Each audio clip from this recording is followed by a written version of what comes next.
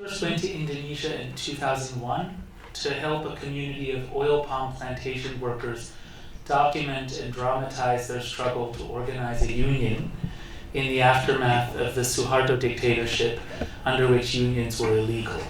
And when I arrived, we were on a Belgian-owned oil palm plantation about 60 miles from Medan, where we would go on to make the act of killing in North Sumatra. And in 2001, you could hardly feel that the dictatorship had ended 3 years before. And when we arrived, the conditions that we found were absolutely deplorable. The women workers were made by this company to spray a weed killer, a herbicide, with no protective clothing, and the mist was getting into their lungs and then into their bloodstreams and dissolving their liver tissue. And over the course of their careers, they would get sicker and sicker until they would die in their 40s.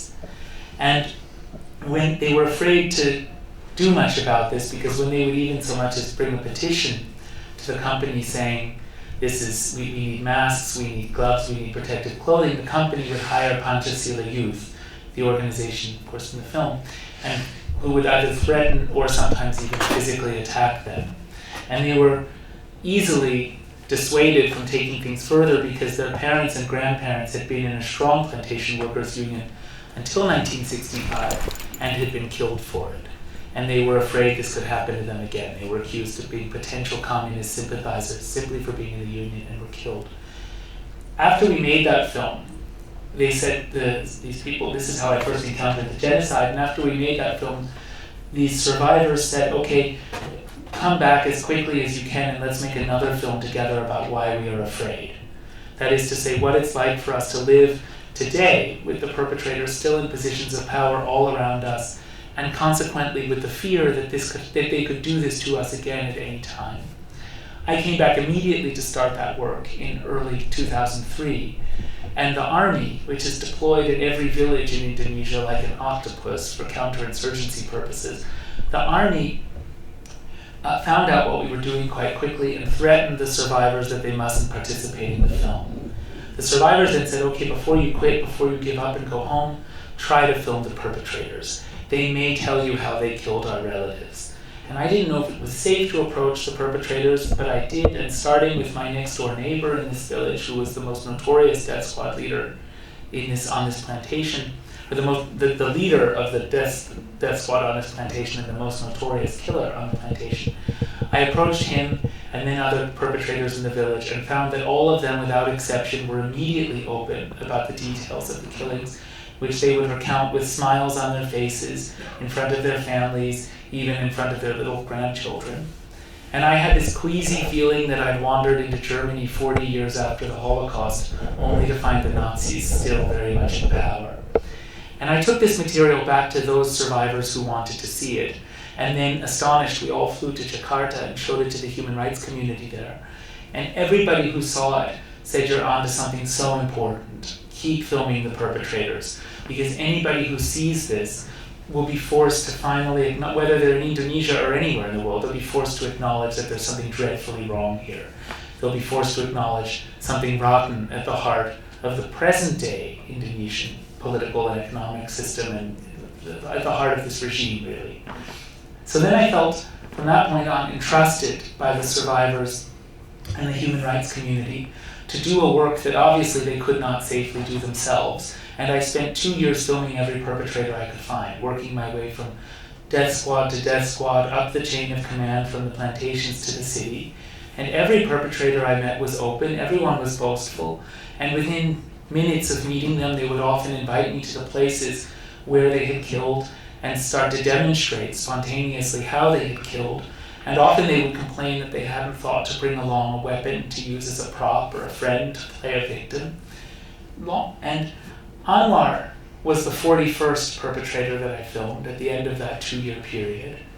Long before I met Anwar, I was proposing to them, look, long before I met Anwar, I came to realize that I was getting something much closer to performance than the sober testimony that we're accustomed to in nonfiction films about human rights violations.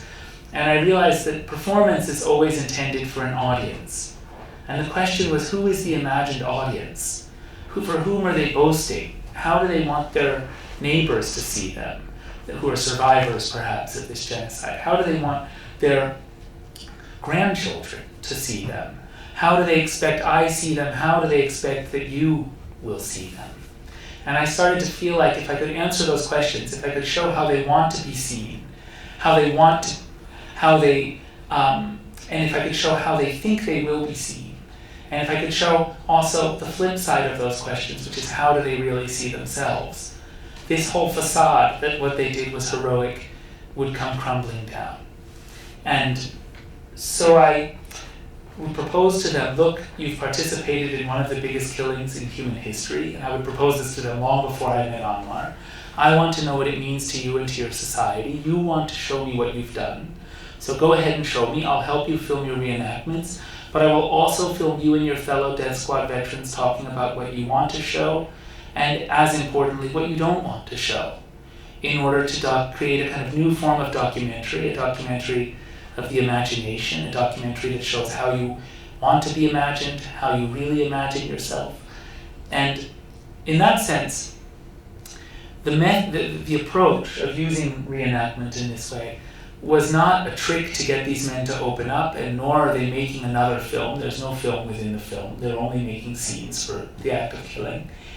And yet I also did not expect the reenactments to reach these kind of surreal heights of genre-inspired dramatization. That came later when I met Anwar, and I found myself in Medellin. I discovered that the army had recruited its killers from the ranks of these self-proclaimed movie theater gangsters. And I felt that, but what really differentiated Anwar was not his love of American movies, it was the fact that the first day I met him, which is the day that he takes me to the roof and shows how he killed with wire and dances the cha-cha-cha. That was the first day I met him. It was the fact that he was unable to hide a certain pain. Everyone else could sort of speak with equanimity about what they've done, but Anwar says that starts saying, to forget all of this, to forget my nightmares, all of this. I would go out drinking, taking drugs, dancing, and look, I'm a good dancer and I'll show you. And this moment where he dances for me felt like he was almost desperately in that moment trying to dispel whatever horror was conjured by the reenactment that preceded it. And I felt that somehow it was clear that his trauma or his need to run away from his pain was involved in his boasting. And I started to wonder if perhaps the boasting is not really a sign of pride at all, but a desperate attempt by the perpetrators to convince themselves that what they've done was right, because they've never been forced to admit it was wrong.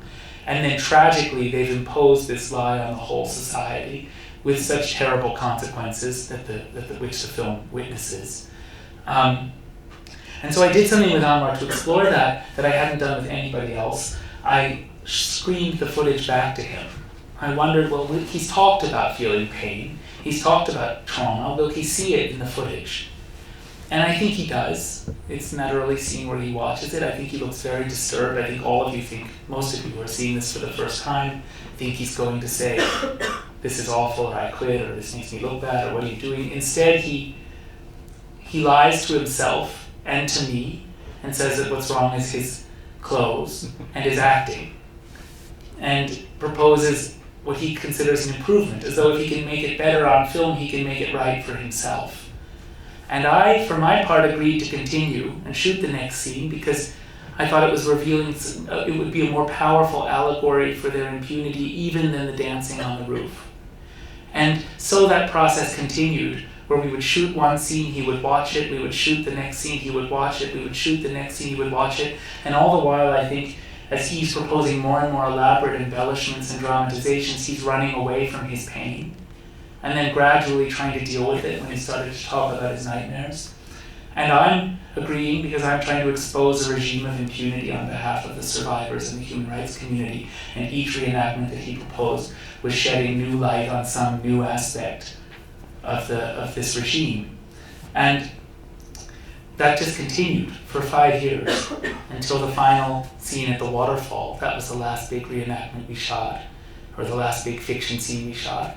And then the final scene on the roof was 5 years, 1,200 hours of footage after the first scene on the roof, and was the very last time we filmed together.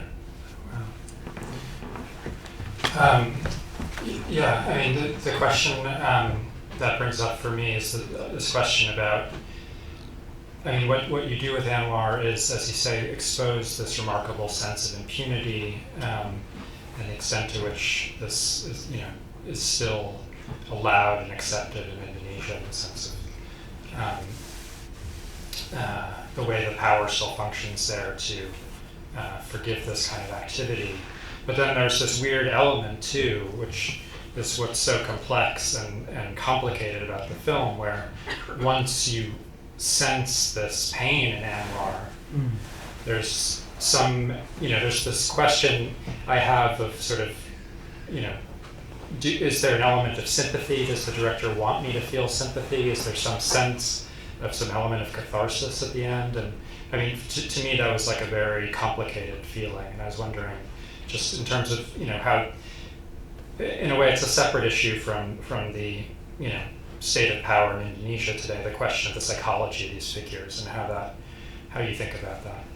Well, I think that the simple and terrible truth is that, as I said at the opening of this screening, that everybody who has ever committed an act of evil in our collective history is a human being. And if we want to understand how human beings kill, and then when they win, how they live with what they've done, and the consequences of that, and how they write a victor's history and the consequences of those lies that victor's histories inevitably are, we of course can't find that out by talking to the survivors. The survivors can't shed light on any of that. They can talk about their trauma, they can talk about how the terrified silence they've lived in ever since, and my next film, which is the second in a diptych, with the act of killing a pair, with the act of killing, will explore those issues. But in order to understand killing, we have to talk to the people who do it. And I remember the very first perpetrator that I filmed. It was my neighbor, as I said, and I went home to my house across the street shaking afterwards. I closed the door. I just wanted to have nothing more to do with them ever. And 20 minutes later, his wife comes over, knocks on the door, and brings me a plate of fried bananas as a gift. And I accepted the bananas politely. I said, "Thank you so much." And I tried to get rid of her as quickly as I could. She went home, and immediately I threw the bananas away. I wouldn't eat from her kitchen. And that reaction, as I met more and more of these men, at first looking for monsters, but invariably finding human beings every time, that reaction disturbed me because I understood that I was fundamentally trying to reassure myself that I'm not that. And that's not a place of knowledge. That's a place of desperate denial, in a way, or at least it's a point of faith. Because it's a point of faith because while I would hope that if I grew up in Anwar Congo's family in 1950s Indonesia, with his parents, with his siblings, hanging out in that cinema, while I would hope that come 1965 I would make different choices from Anwar, I'm extremely lucky, I know I'm extremely lucky never to have to find that out. And again, if we want to understand how human beings do this to each other, we have to face the fact that they are human, otherwise we're running away from the most obvious reality. So, yes, I think that empathy with Anwar, and some of you will not have felt it, even with this longer cut of the film, at any point, but many of you will have, even if with a sense of confusion and internal conflict about it. Empathy for Anwar is a crucial part of how this film works. Those of you who didn't feel it will have gotten something from the film, but it's frankly not what I've intended. You may have learned a lot. You may have learned a lot about Indonesia and about impunity, but you have not seen the film that I was seeing as I made it. And the idea, I suppose, is that you approach Anwar through my closeness to him.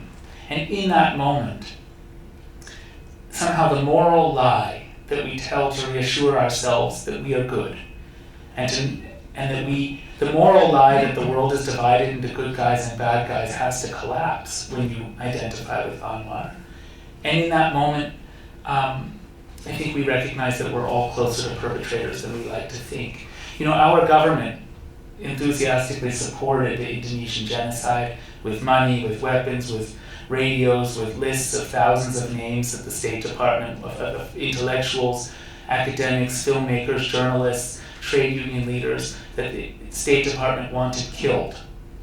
And then for decades afterwards, until today, we enthusiastically support the regime of the killers.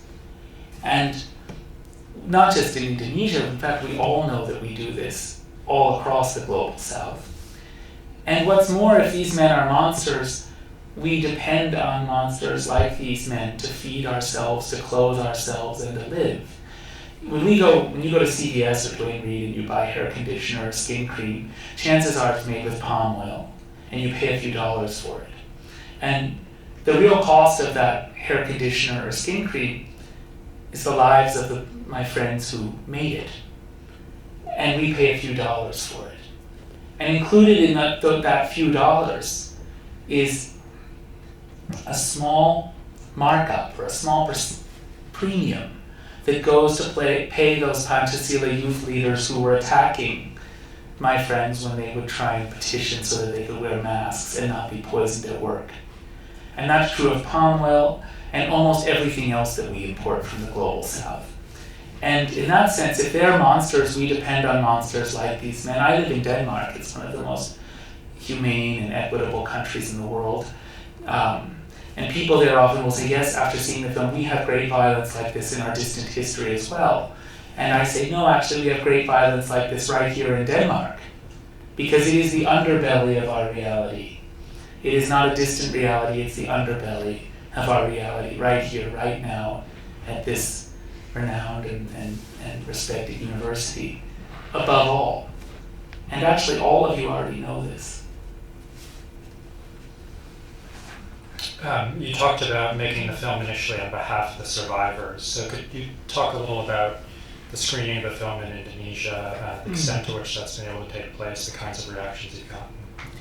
Yeah, so our whole strategy for releasing The Act of Killing in Indonesia has been to prevent the film from being banned, because we knew if we wanted it to come out commercially the way it came out in the United States, the first thing you have to do is submit it to the Badan Censor Film, the film censorship board, and they would likely have banned the film. And if they ban the film, it becomes a crime to watch the film at all, and a crime to screen it, even privately. And that in turn would be an excuse for Pancasila Youth or other groups like them or the military to attack screenings physically. And we didn't want that to happen. So shortly after the film had its international premiere, we held screenings at the National Human Rights Commission in Jakarta for Indonesia's leading news publishers, news editors, filmmakers, celebrities, historians, academics, human rights activists, and survivors groups. And everyone who saw the film said everybody in this country needs to see the film as quickly as possible. That was really the overwhelming response. And perhaps the most important such response came from the editor of Indonesia's most important news publication, Tempo magazine. He called me after he saw the film. He sought out my number and called me and said, Josh, there was a time before the act of killing in Indonesia. Now there will be a time after the act of killing. I've been censoring stories about this genocide since I've been in this job, and I'm not going to do it anymore. Because your film shows me, above all, that I don't want to grow old as a perpetrator.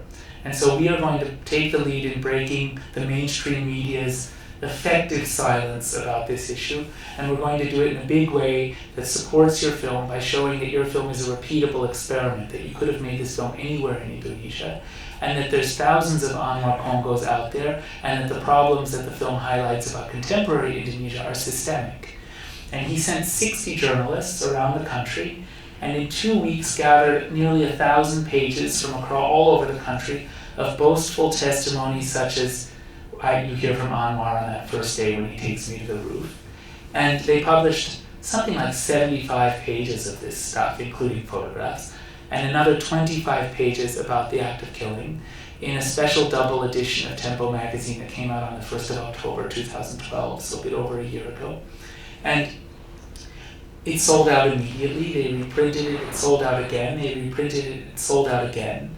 because Indonesians were astonished that this Holocaust that underpins the whole political and economic system, but that's never talked about in any kind of in-depth or analytical way in the mainstream media, and never categorically talked about as a crime against humanity, was suddenly being talked about in such depth.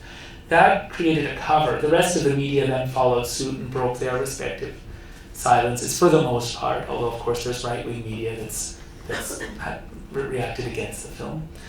That created a context whereby people could start safely holding screenings. And that started at the end of 2012, and by last summer there had been upwards of 1,200 screenings in 118 cities. But we heard from people that many people wanted to hold screenings but were afraid to request copies of the DVD.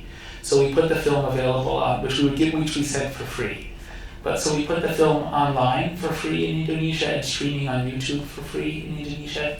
And then the number of screenings exploded, and there had been, as of just a few weeks ago, 3.5 million downloads of the film from Indonesia. The Academy Award nomination led the government of Indonesia to finally say something about the film. The film was nominated for an Oscar in January. It did not win. The film about backup singers won. They were really good. They really were good, though. I saw that film.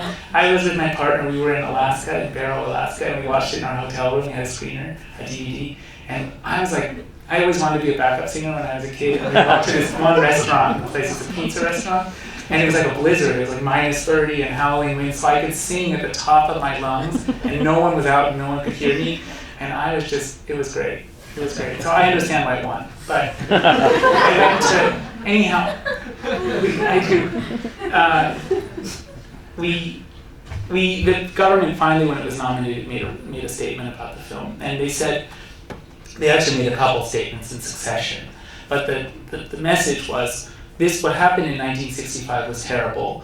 We hate the people in the film as much as you do, and I wonder if when they said that they realized they were also therefore talking about the head of the paramilitary organization, the former vice president of Indonesia, and the highest ranking figures in the government. They said, we hate the people in the film as much as you do. What the film shows is terrible.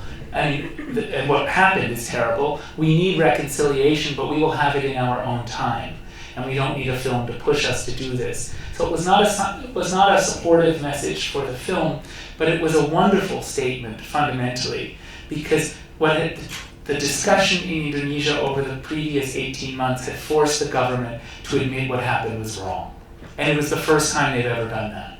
Until there was a President Abdurrahman Wahid, who was in power briefly shortly after the dictator Suharto was out of power, had tried to apologize on behalf of what happened and set up a reconciliation commission. And for that, and for other efforts to go against him, to challenge impunity, he was basically removed from power by the military. So this was the first time that the government had managed to say, not only that a conservative government basically was saying it was wrong. And that was an about-face. It's exactly what Adi Zulkadri anticipates in the film, where he says, if we succeed in making this film, it'll turn the history around 180 degrees. That is happening now in Indonesia. The film has come to Indonesia like the child in the emperor's new clothes, opening a space for people to talk finally about the most serious problems that the country has, safely, relatively, without fear, most of the time. And that is the best and most important thing about releasing this film. The Academy nomination also allowed us to screen the film on Capitol Hill for lawmakers and make the point, and I made this again in a statement I made when the film won a BAFTA award in England, that we can't have an ethical relationship with Indonesia or so many other countries until we acknowledge our role in these crimes, we come to terms with them, we come clean about what we did, and we stop arming these regimes. And we actually demand some kind of oversight about how weapons we provide are used, and how our corporations behave in countries like Indonesia. ExxonMobil, the world's largest oil and gas company, at least last time I checked, would lend its bulldozers to the Indonesian army to dig mass graves around their gas field in Aceh, Indonesia, when locals would protest both the plunder of the region's resources and the poisoning of the water. Freeport-McMoRan, one of the largest mining companies in the world, has the world's most profitable copper mine in Papua, a region of Indonesia, where they hire the Indonesian army basically to torture, kill, and disappear people who are restive in the area around their mine. So these are things that we've been able to raise on Capitol Hill and in the media since the film was nominated for an Academy Award, but there's so much change we still have to fight for, and the Indonesians have to fight for. Yeah, following from that, I was just wondering too, how you decided how much information to put in the film, because you have the writing at the beginning, and you, like for example, you do say something about Western governments, but you don't say, obviously go into the detail you went into just now, and what you're thinking is about that. The film is a film about, well, first of all, it's not and does not claim to be, and I think it doesn't try to be, a historical narrative about what happened in 1965. I don't think we have. It's about history, but it's not a historical film.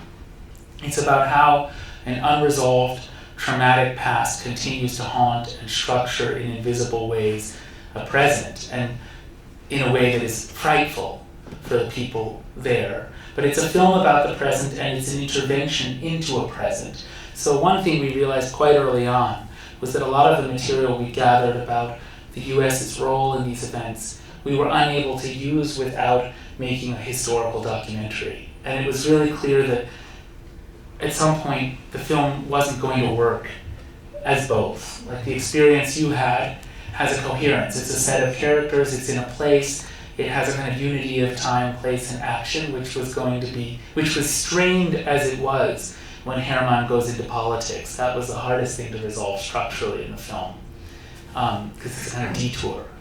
And yet it's extremely important. We in every shorter version of the film, because there's 2 shorter versions, we were forced to take it out of the 90-minute television version, just for time, because of time. In the 2-hour theatrical cut, we tried our damnedest to take it out so that there would be the space you need to sort of get under Anwar's skin, which we have in this cut of the film. But we found every time we took it out, the indictment of the present started to disappear. And I think it was really clear that we understood we were making a film about the present. Well, I'm sure there are many questions from the audience, so I'll turn things over. Turn it right over. You go. Drink. Not a big thirsty. Thank you for that. I have 2 related questions. The first is the men in the film tend to fluctuate between these different ways of understanding what they did.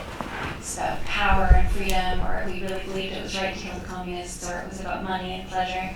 And I'm wondering how you ultimately understand the way they understand themselves. And then related to that, you discussed the moral lie we tell ourselves, that there's a strong division between us and them.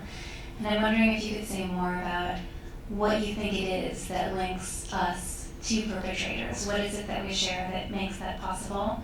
And if the goal for people who perpetrate in a more obvious way is this kind of recognition and reconciliation, this truth-telling, what is the goal for the moral lie that we tell ourselves for those of us who are perpetrating in more subtle ways, whether it's buying palm oil or whatnot? Those are 2 great questions. I think that the answer to the first one somehow has to do with a kind of cognitive dissonance, which the characters actually talk about in the film.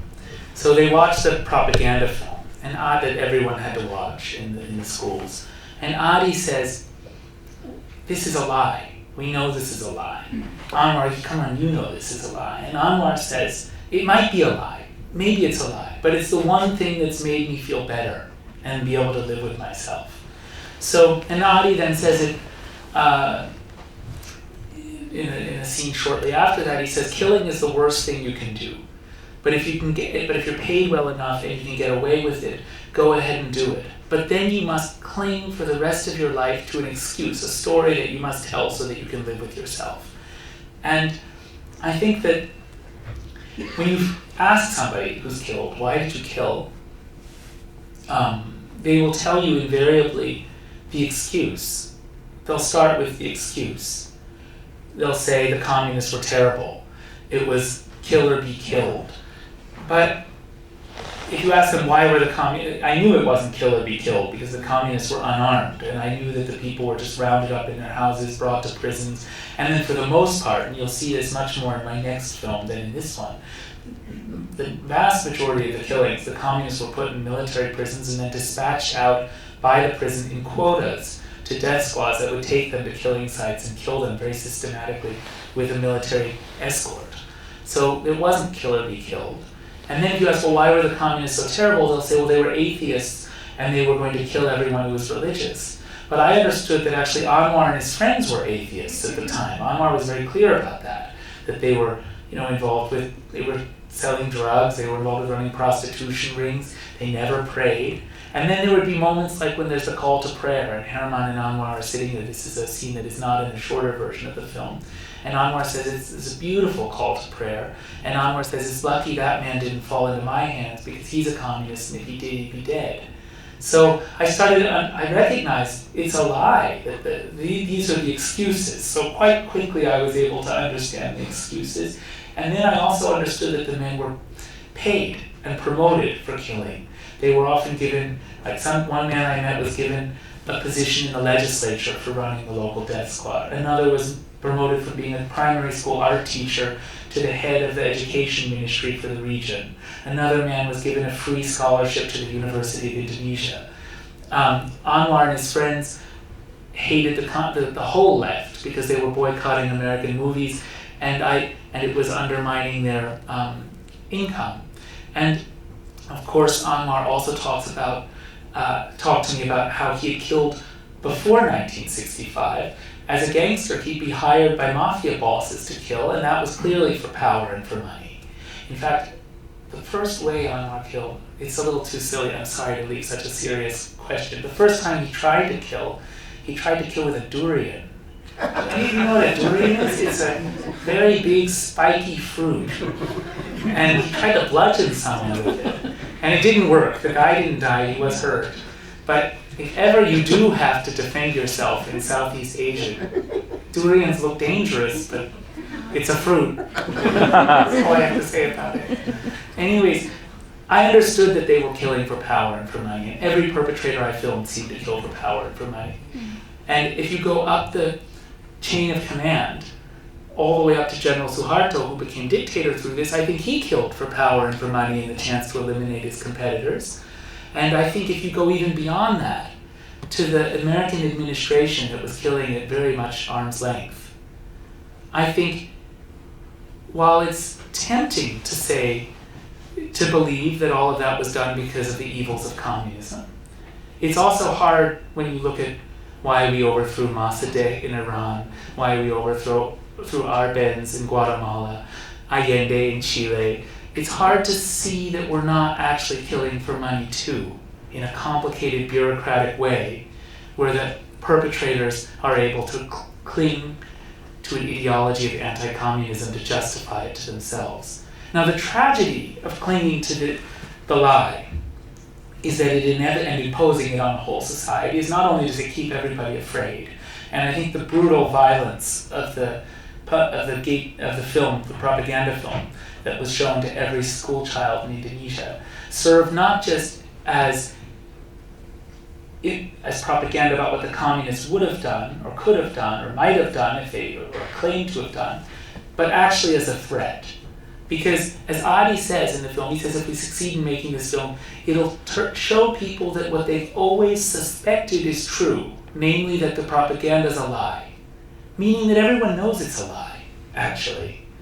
And the brutal violence, like people getting their faces sliced with razors, which was shown to 5-year-old children every year, actually probably also is delivered with a wink from the filmmaker, the government, to the students, saying, this is what we could do to you.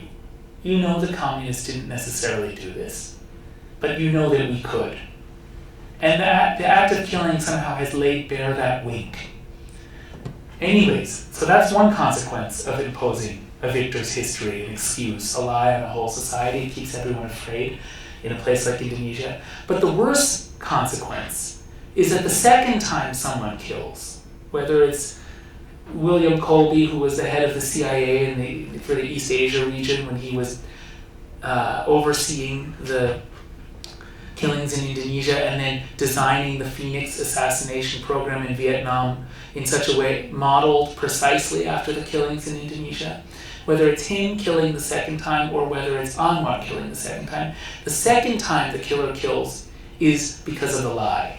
Because if the army says to Indonesia to maintain the lie, if the army says to Anwar, now kill this other group of people for the same reason as you killed the first, if Anwar refuses the second time, it's tantamount to admitting it was wrong the first time. And so there's a downward spiral into further evil and corruption, culminating in a total moral vacuum that becomes inevitable when we impose a lie on a whole society to justify violence. And that, I think, brings me to the second part of your question, which is what is our sort of cognitive position as we are perpetrators? I think it's something similar. I think there's a cognitive dissonance in us too. For example, I think we know that the endless economic growth of globalization may never trickle down, certainly not in time, certainly not before we reach total environmental Armageddon. We may know that that's a lie at some level, that globalization is ultimately good for everybody in its current form, despite the fact that we're running out of water, we're running out of resources for growing food and so forth. We may know that, but we also may cling to the hope, because there's nothing we can do about it, that it might just be true. It might just be okay. We might all just eventually figure out some solution to global warming without Manhattan being underwater or whatever. So I think that we all, and not just with geopolitical violence or economic violence, we all do things that are wrong, and we justify our actions to ourselves. We tell stories to justify our actions. We rationalize our actions. And what's interesting is that somehow our humanity is involved. We don't do that because we're evil. Anwar doesn't kill the second time because he's an evil villain. We don't continue living the lives we lead with the hope that, well, eventually it might come out okay, because we're also uncaring. In fact, it's because we care. It's because Anwar can't face the fact that what he's done was wrong, because it's too painful. It's because we're human, and being human, we're moral, that we cling to the truth, that we cling to the lies that inevitably lead the problems to get worse. So somehow one of the most chilling things I think the film witnesses, and it witnesses it at the level of the whole society, and as we see Anwar's final descent into the film noir at the end, where he butchers the teddy bear and so forth, I think we see it at a personal level too, that somehow so much of our humanity, our morality, is actually bound up in the practice of evil. It's involved with the practice of evil. Not only can we not divide the world into good people and bad people, we can't divide ourselves into good parts and bad parts. Because the human moral part of ourselves, maybe not the courageous part of ourselves, but the moral part of ourselves, is the part that clings to the excuses.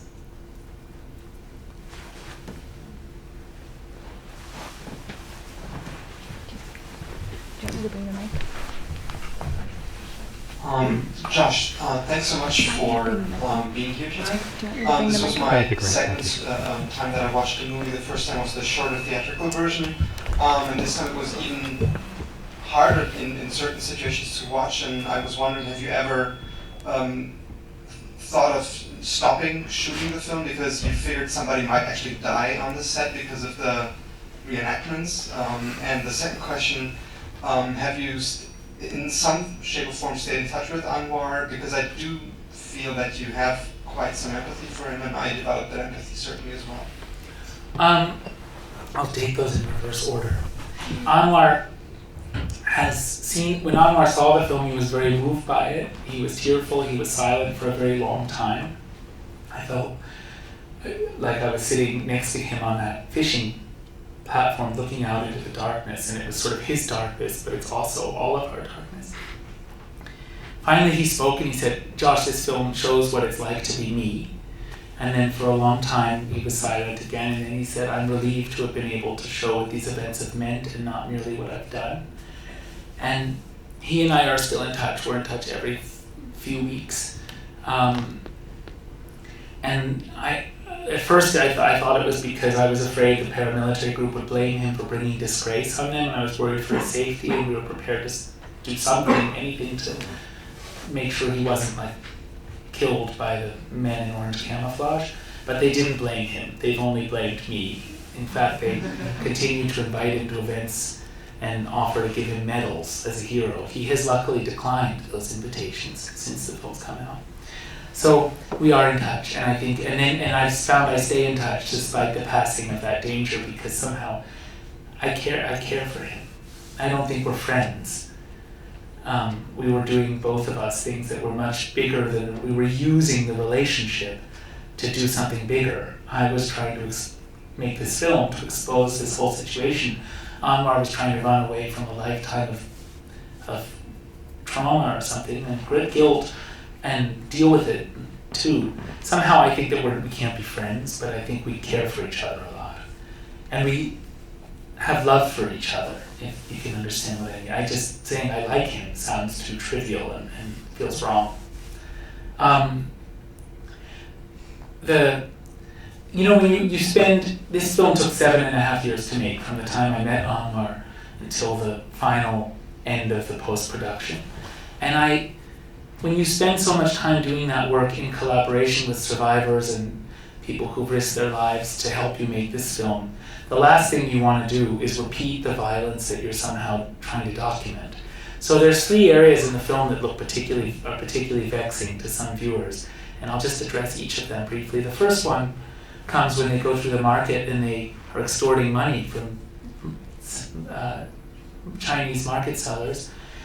Herman and Safi invited us to follow them in their daily life going through the market. I agreed to go because my crew said, "You have to go." They said, "This is happening in every town in Indonesia, in every market, every day. No one's ever filmed it. It's now you've got to go." And I thought, how can I go without being an accessory somehow to the violence? And so what I told Safi and Herman to do was to please walk away 50 yards or so after they would collect their money and wait for me. And I said I was getting a release form signed. But what I was really doing was explaining why we were there, really, and paying everybody back.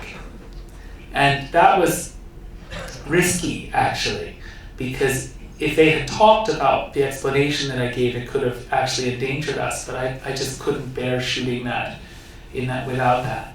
The next scene where I had this issue is actually a genuine error of omission, not of commission, but an error of omission. And it's when Suryono, Anwar's neighbor, tells the story about his stepfather. And that was a horrible moment, but I didn't know about it until 6 months after we shot it. What happened was, in the TV studio, we would shoot always with 2 or 3 cameras at least, and I was shooting something with Adi in another part of the studio, while my cinematographer, who's Colombian and doesn't speak Indonesian, was covering the lunch break for the other characters. It was just a lunch break. They're sitting around eating and talking, or it's after lunch, he tells the story. Anyways, I didn't know that anything significant happened there until after I got home from that shoot. We were shooting 25 hours of tape a day, so we didn't have time at night to look at what we were shooting, except the most important scenes, and the lunch break wasn't one of them. I went back home, I was living in London, started working through the important scenes, and then afterwards I went through the less important side conversations on set to see if I missed anything, and lo and behold, I really had. And I was really upset because I thought about it afterwards. Okay, then he went and he played the victim, and then he was talking, then he was on that talk show, cheering along with the rest of them, then he's in the village massacre scene, and I felt awful, because if I'd heard it, I would have definitely pulled him aside and said, "What are you doing here? Actually, don't tell me now, just stay behind the camera with me for the rest of the day, and tomorrow, say you have a cold and don't come back." You shouldn't be here. And I couldn't do that because I didn't hear the story. Well, when I was assembling the film, I felt it was very important to show what happened, but the first time I saw it in a rough cut, I felt so guilty and so embarrassed, ashamed and tainted, but I felt I had to show it. I also felt I needed to understand him because he was also laughing after the massacre scene, and he's cheering in the talk show. And so I found an old call sheet with his number. I phoned him, and his wife answered the phone. This was now much later. This was 2.5 years after the shoot that we finally had a rough cut. And his wife answered the phone and said that he passed away 6 months before my call of complications of diabetes. And I asked her, why was he in the film? He had been introduced to me as a paramilitary leader and as a great actor who'd been in a theater troupe with Herman. Now, both of those things were true. He actually was in the paramilitary group. Anyways, I said, why was he in the film, given that he was in the paramilitary? And why did he join the paramilitary group? Why was he in the film? She said, well, he joined the paramilitary group because the children of communists had trouble getting jobs and going to school. And this was a way he could earn a living. And he was in your film because he felt your film was a way, he talked about this, was wondering when the film would come out towards the end of his life, that your film was a platform through which he could share with the world the horror of what he'd been through. He somehow sensed that. In that sense, he understood what my goal was more than, in some ways, Adi and the others. Well, Adi comes to understand it during the film. But he wanted to be there. He was on a mission. If I pulled him out, he would have failed in his mission. But if I could do it over again, knowing what I know, even if I understood why he wanted to be there, I still would have pulled him out. When they cast people in the streets at the beginning of the film, I vetted every single one of them to make sure none of them actually participated in another reenactment unless they were actually in the paramilitary group or in their families. So we shot the scene in the streets because it shows that everyone knows the story. It was interesting for that. But it actually wasn't a real casting. It wasn't an effective casting for us. It wasn't a real audition in a way. And then the final scene, which of course is troubling, is the crying children and the burning village. First, some of you may have thought it was a real village, so I'll just address that right now. It's a set that we built in a cornfield. And the children are all the children of the perpetrators and the paramilitary leaders, and they've been auditioned for their ability to cry. You've seen the shorter version, so you might remember there's a scene in Herman's house where you first see the little girl cry. That's actually an audition to see which kids can cry on command. None of them have been, and then they cheer very happily after she cries because she can do it.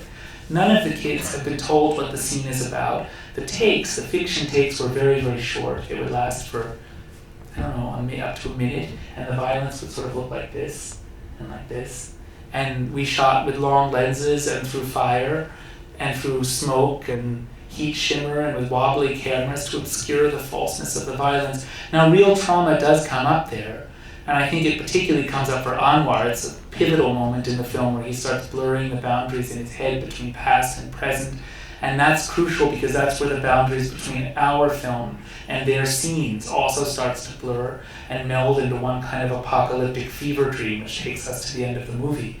But it stops being a documentary altogether, I think, at that point. There's also the woman who looks like she's fainted. She's the wife of the man on the talk show who says God hates communists. And he was both a perpetrator in 1965 and a paramilitary leader. She's his wife. Now, she may have real trauma that comes from that memory. And it could be coming up. It could be the trauma of living her whole life with a husband who's killed all these people, which is coming up. Indonesians wouldn't say she's fainted. They would say she's kesurupan, or possessed, and they're doing a little ritual to exorcise a ghost. But that's sort of neither here nor there. Joshua has another interview to go to. I think we have time for one more question. Sorry, I lost myself. Sorry, this is kind of a big question, but I understand what you're saying about how we're all implicated in these situations, and we can't stand on the moral high ground. But the question that comes up for me is, what do we do then? Because we may all have bought cosmetics at CVS with palm oil in them, but we haven't all killed 1,000 people on a rooftop. So there is a qualitative difference, and Nazi war criminals were tried after the fact, and there were consequences. So do you have any sense of what might happen in Indonesia to these people, and what would be just at this point? Well, Nazi war criminals were tried because they lost, right? And that's a crucial difference. That is the crucial difference. It is that difference which is the subject of this movie. That's much more important in some ways than the similarities. They're both about dealing with mass murder. I think it is ultimately up to the human rights community and above all the survivors in Indonesia to determine in a space where they can deliberate without fear what kind of justice Indonesia should have. But I can share, I'm not a moral philosopher, but I can share with you my own thoughts about this. Justice must not be revenge. Justice must not be scapegoating, because scapegoating always creates the illusion of having dealt with something which you have not dealt with. Justice must be a ritual which a society goes through to return certain forms of behavior to the realm of the forbidden. And as part of that, there has to be a thorough justice. Truth is always part of justice. There has to be a process of shedding light on what happened, analyzing who did it, how it was commanded, how it was structured, and then there has to be a returning of that behavior to the realm of the forbidden, in this case from the realm of the celebrated. Justice might involve putting everyone like Anwar Congo in Indonesia in jail, but that would be really hard to achieve if there's as many as we think there are. There's thousands and thousands of them.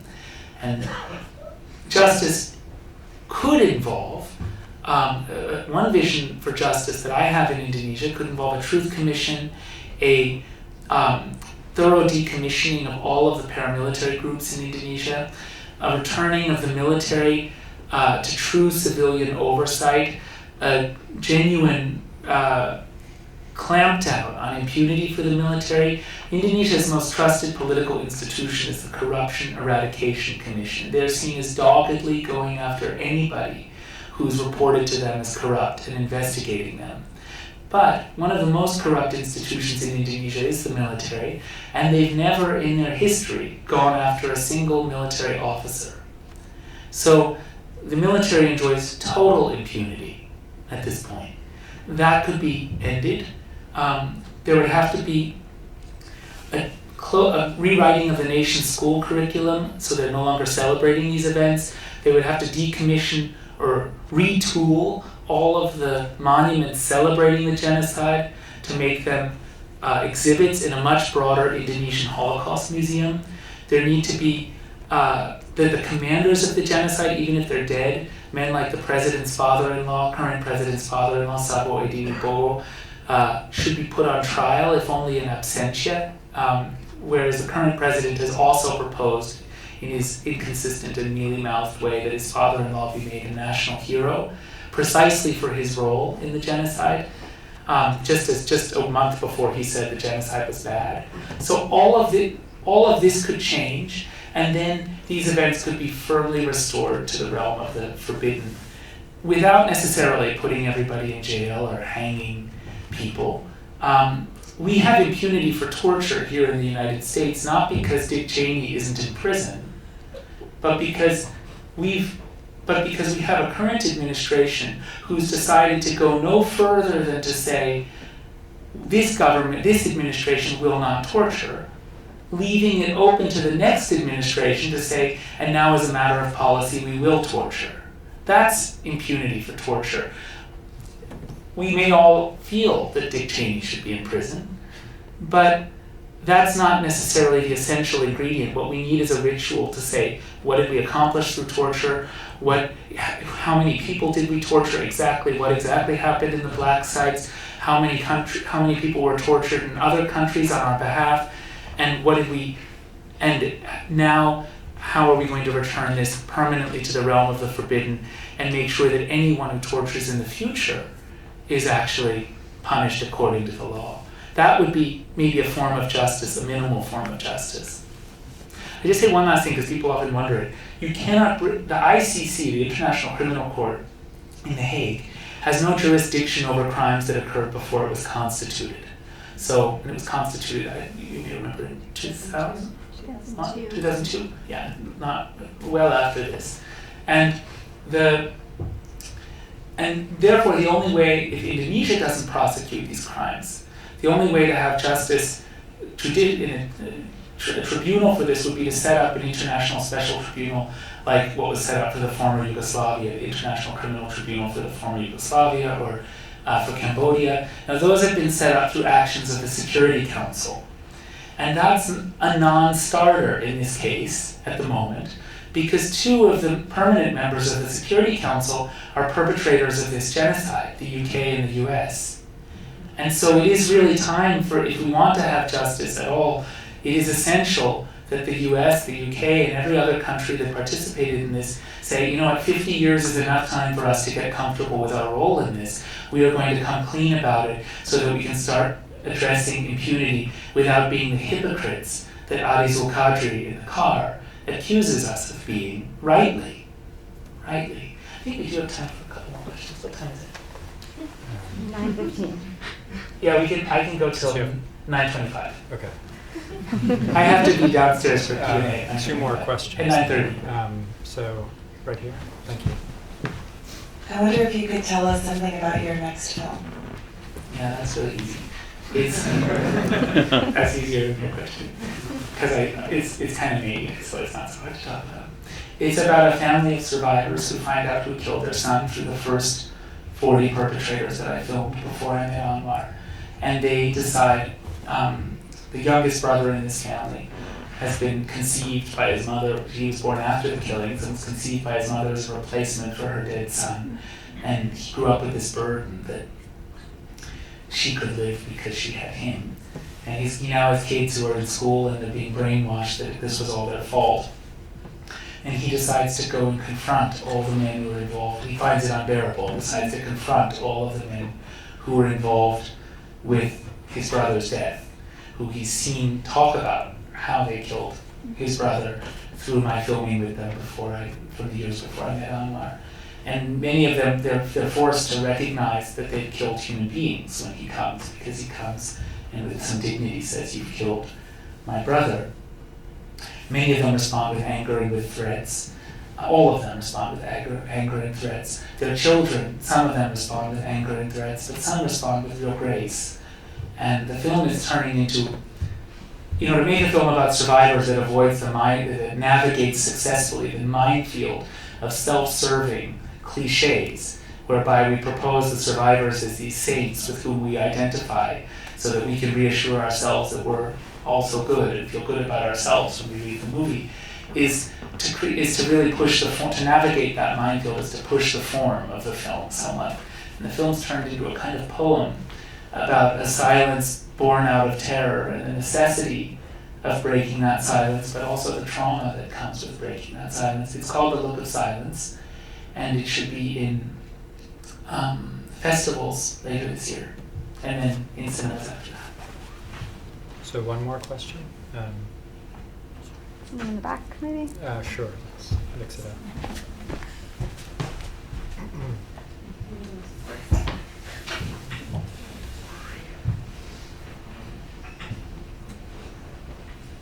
Thanks. I was just wondering if you could talk a little bit about the depiction of Herman. It just seems like at times he was a bit of a prop for comic relief. And I was wondering if you can just talk about how you decided to depict him and what he was like. I'm sure you had a much fuller relationship with him off what we saw. And just on a related note, actually just didn't understand why he was dressed as a woman in so many scenes. So if you can just talk about that. Americans are the only people in the world who can't understand why men dress as women. Anyways, Herman was in a theater troupe, as I said earlier, with Soriano, with the neighbor, and it was a paramilitary theater troupe actually until 2003. It closed down in 2003. And being a paramilitary theater troupe, all the roles were played by men, like a kabuki theater group or a Shakespeare's Globe, for example. And Herman would play this matronly storyteller in drag. I only met him 2 years later, so I didn't know this when Anwar first proposed that Herman play a woman. And Anwar loved it, decided to use it for the film. When he proposed it, it was so astonishing and magical to me that for the longest time I didn't dare ask anything about it. Because I didn't want it, like you touch something and it falls apart. I just was like, okay, that's beautiful, I'm not touching that. So after some time though, I heard the story about this theater troupe, and I thought it should come to you as magically as it came to me. Herman, I think in the film, plays especially Herman is a character who's been significantly reduced in the shorter version of the film. And in the longer cut of the film, there's a way in which they've been edited. I mean, it's Anwar's protege. He was too young to have participated in the killings. He spends 5 years exploring with Anwar the source of his power, of their power as gangsters. What they find is really not pretty. It's terrible. It's mass murder, it's torture, it's disappearance. And Herman, I think, became both a force for truth over the course of the journey, where he's constantly dragging Anwar back into the morass of it all. When Anwar would get cold feet, and there's numerous examples when he tells Adi, well, so what if this shows you were the bad guys? You were the bad guys. Or when he shoves Anwar's penis in his face and his liver in his face, or when he plays is a kind of moral mirror to Anwar when he plays the mother very touchingly to the teddy bear, when he brutally tortures Anwar and frightens him, and then very gently kills him. Herman, after the film came out, and Pancasila Youth started threatening me and saying they hate the film and so on, it made it unsafe for me to return to Indonesia as well.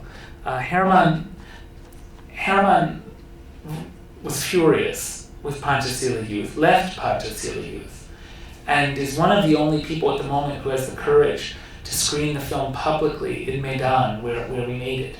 So Herman went through a kind of arc that isn't really visible in the film, but was really important to the process. What's the time? No, I will say one last thing if we have time. I do.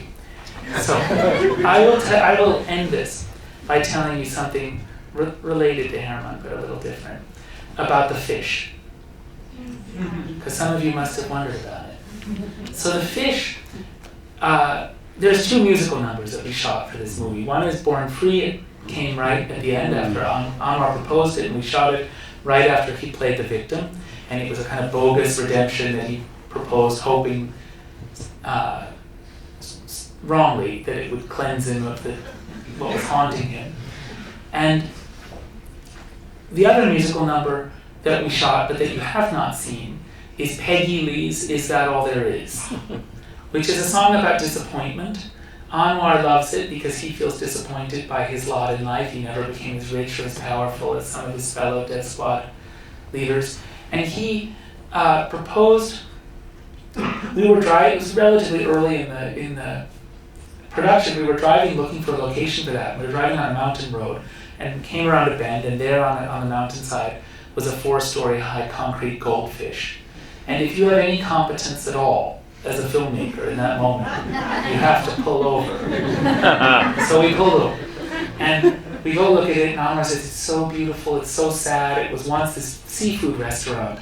Until 1997, it used to be the best place to get fried carp. And it is a carp. I thought that was hilarious. I just laughed and laughed and laughed when I heard that. We eat it. I don't know why. It's so stupid. No one else laughs about it. But I thought it was funny. Anyhow, he loved it, and he wanted it for that scene because he said it was once so beautiful, now it's so disappointing. It's been plundered. It had such potential. It's been looted and destroyed and weathered. And I loved it because it's this product of human folly, human fantasy, sitting there, persisting, existing, witnessing the world go on. We shot the scene there. We edited the scene. It was surreal. It was funny. But what did not fit in the scene, and what was ruined by the scene, were these moments of pure poetry that are cut to the core of what the whole movie's about, which is how we get lost in our fantasies. And there's 4 of them. The opening shot, the time where Herman's saying more hot to the dancing girls when he sings the song about going to the movies. And then, of course, the very final shot. And these were some of the most beautiful images I'd ever made, and they didn't fit in the musical number. And they were ruined by the musical number. Their mystery was dissolved, evaporated if the musical number was in the film. So I knew I had no choice but to throw the musical number out and to use those moments to mark a kind of poetic evolution of mood. And I know you're thinking we have no more time, but what I really wanted to talk about wasn't even the fish, but was the lake behind the fish. And that lake is called Lake Toba. And it is a crater lake. And it was formed 75,000 years ago when the Toba supervolcano erupted. And it spewed out so much ash into the atmosphere that it caused a volcanic winter so severe that it killed everybody on Earth, with the exception of an isolated band of 6,000 people living somewhere in isolation. And hominids, humans, had been on Earth for nearly 1 million years at that point. And the fossil record shows it, and then we disappear. And we disappear at precisely the arrival of a thin layer of ash that's all over the world that comes from that volcano. And afterwards we regenerated. And the way scientists know this is they can look at the DNA of everyone in this room or everyone on the planet and see that we have only 75,000 years of evolutionary divergence between us, even though we've existed for 1 million years. And in that sense, this is called the Toba supercatastrophe. It sent humanity through the Toba bottleneck, an evolutionary bottleneck, where we went almost extinct and then regenerated. And just as if you were to regenerate the black rhino from the few that are not in places like that death museum in the film, the black rhino would have gone through a human-generated bottleneck. We went through a volcano-generated bottleneck. So yes, it's called the Toba supercatastrophe, and in that sense, in the final shot of the film, they really are dancing at the very edge of the abyss. And now I probably really do have to go. It's a good place to stop.